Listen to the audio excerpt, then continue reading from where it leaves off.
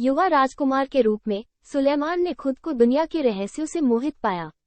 एक रात एक सपने में उन्हें एक दिव्य यहोवा का दर्शन हुआ और उस सपने में उन्होंने धन या शक्ति नहीं बल्कि ज्ञान मांगा। यहोवा ने उनकी विनम्रता से प्रसन्न होकर उनके अनुरोध को स्वीकार कर लिया और उन्हें एक ऐसा दिमाग प्रदान किया जो ब्रह्मांड के सबसे गहरे रहस्यों को समझ सकता था। सुलेमान की बुद्धिमत्ता की बात दूर दूर तक फैल गई और जल्द ही उसका दरबार उसके न्याय की तलाश करने वाले लोगों से भर गया। एक दिन दो महिलाएं उसके सामने आईं। दोनों एक ही बच्चे की मां होने का दावा कर रही थी। सुलेमान ने अपनी बुद्धि से एक समाधान प्रस्तावित किया। उसने प्रत्येक महिला को बच्चे का आधा हिस्सा देने का इरादा रखते हुए बच्चे को आधा काटने का आदेश दिया। एक महिला तुरंत सहमत हो गई, लेकिन दूसरी ने मात्र प्रेम के कारण अपना दावा छोड़ने की पेशकश की ताकि बच्चा जीवित रह सके। सुलेमान ने सच्ची मां को पहचानकर उसे बच्चा दे दिया और अपने लोगों के सामने अपने शानदार निर्णय का प्रदर्शन किया। सुलेमान की बुद्धिमत्ता की खबर शीबा की रानी के कानों तक पहुंची, जो अपने आप में एक शक्तिशाली और बुद्धिमान शासक थी।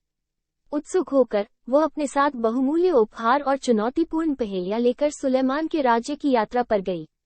कई दिनों तक वे बौद्धिक प्रवचन, ज्ञान और बुद्धि का आदान प्रदान करते रहे।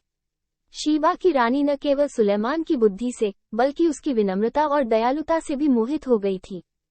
सुलेमान के शासन में राज्य फला फूला। उन्होंने भव्य मंदिरों, शानदार महलों और जटिल उद्यानों का निर्माण किया जो आगंतुकों को आश्चर्यचकित कर देते थे। उनके लोग समृद्ध हुए और उनकी भूमि ज्ञान और ज्ञान का प्रतीक बन गई। दुनिया के कोने कोने से विद्वान, कलाकार और विचारक उनके दरबार में एकत्र हुए, जिससे अद्वितीय बौद्धिक समृद्धि का माहौल बन गया। जैसे जैसे साल बीतते गए, सुलेमान की बुद्धि बढ़ती गई और वह सिर्फ एक राजा नहीं बल्कि आत्मज्ञान का प्रतीक बन गया। उनकी शिक्षाएं दर्ज की गई, उनके निर्णय पौराणिक बन गए और उनका नाम इतिहास के पन्नों में गूंज उठा।